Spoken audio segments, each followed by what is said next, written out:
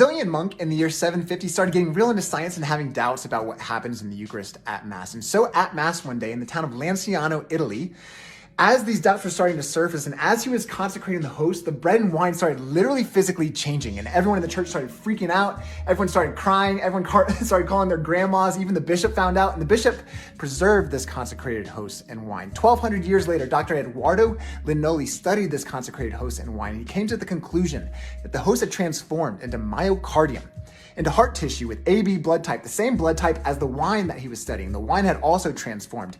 And AB blood type is also the blood type found on the Shroud of Turin, the cloth that we believe is the burial cloth of Jesus. AB blood type is a super rare blood type for an Italian man, but a very common one for a Middle Eastern man. Here's where it gets even crazier. The protein levels found in this blood were at the same levels as someone who is living.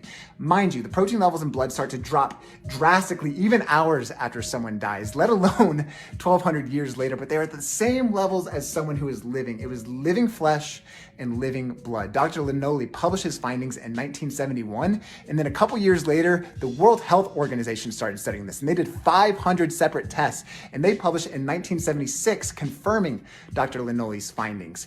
There were no traces of preservatives ever. It is a Eucharistic miracle.